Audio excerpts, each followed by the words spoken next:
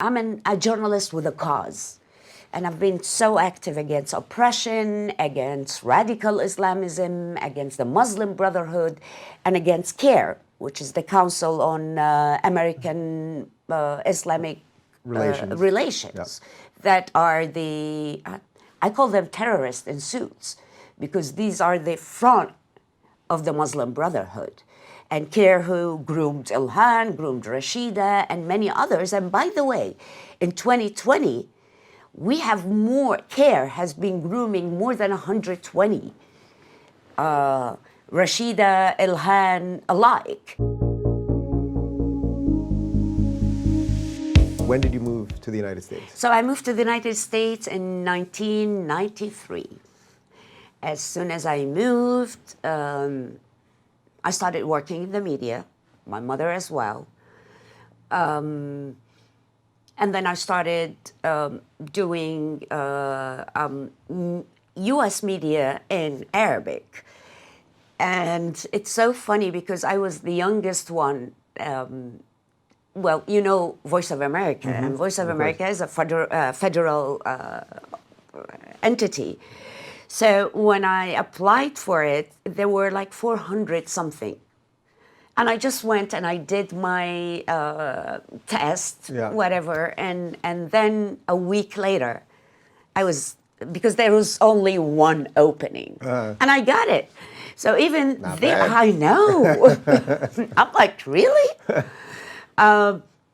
But the first day I was at the office, all of them were so much older than I am. And they looked at me and was like, who is she? But the first hour I went on air, everybody came and it's like, now we can say, welcome to VOA. And that was a wonderful, wonderful experience. Don't forget, I came here, I speak English. So I came to the US speaking English. So it wasn't that hard for me to just be there. Plus, I love the culture. I love this country. And it's home. That's where my heart is. But I don't understand, Dalia. I thought we're told all the time that America is an evil, racist, patriarchal state that no dark-skinned immigrant could come to and be treated fairly, especially if they come from the Middle East, a place like Iraq, something like that. You listen a lot to Ilhan Omar. Are you telling me that's not true? And if you love this country and work hard, you might be able to make it? Is that what you're telling me? I've been here 3 decades. It was very easy for me to move somewhere and live if I didn't like it. Why would I stay here if I didn't like it? It's one of the greatest, it's the greatest country in the world. And is it shocking to you, as someone that lived under what you lived under, had to do everything that you just laid out to even get here, when you hear all of this endless, ridiculous craziness about how horrible America is it just mind-blowing to you? It provokes me that, first of all, let's talk about Ilhan Omar. And that's very important. We were going to get there. There's a lot of Ilhan Omar stuff here. Yes, because I truly believe that when you go to a new country and this country becomes your home, I mean, at least be grateful that you live in a country that you have the right of every single American. You're no different than anybody else. You have the right and you have the duties, and that's how you should deal with it.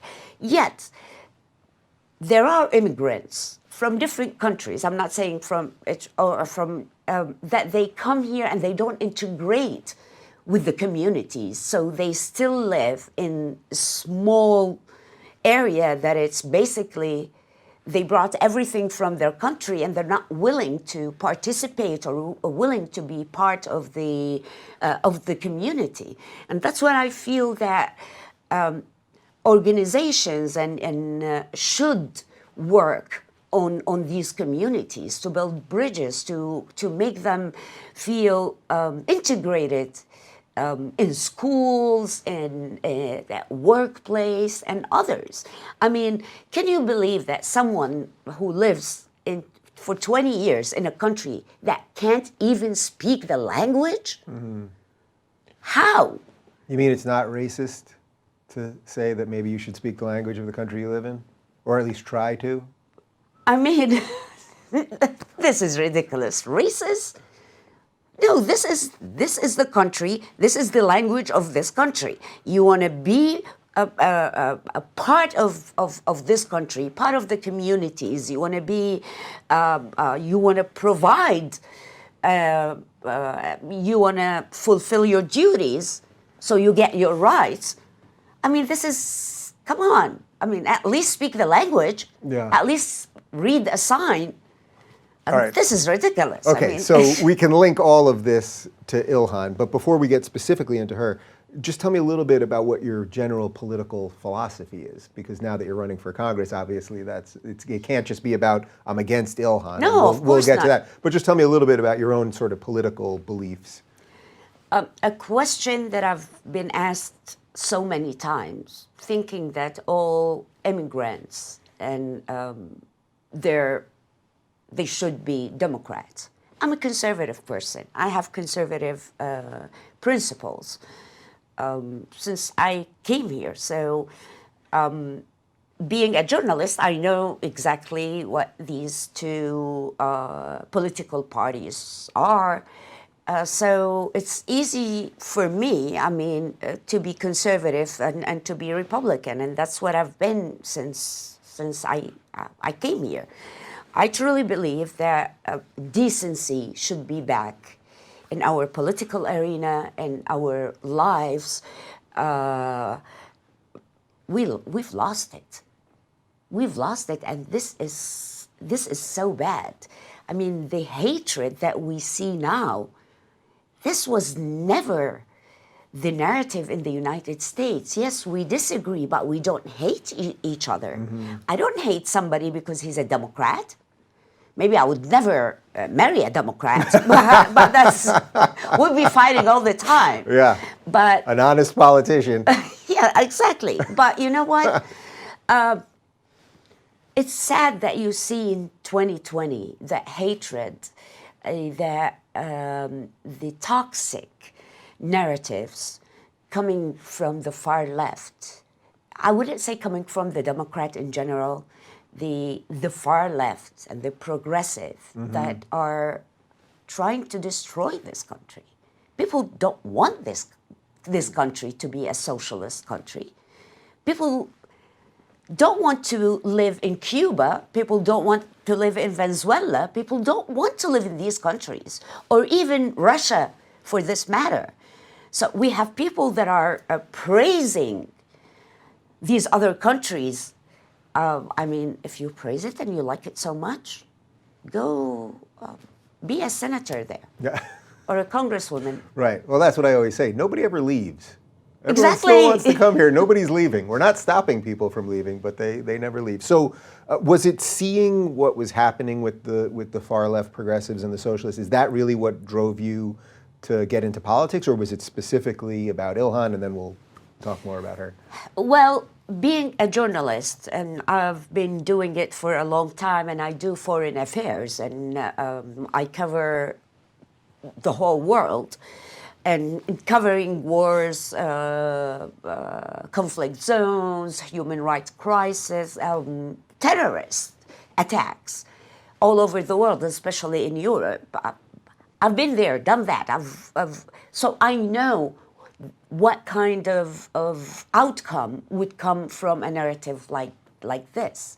The oppression, the hatred, the anti-Semitism. And I think Ilhan Omar made the biggest mistake of her life. It was right when she got elected. And she didn't wait for long to bring out all the ugliness. Yeah, well, it was almost like day one. She suddenly flipped on all of these things, even though a lot of us could see it beforehand, obviously.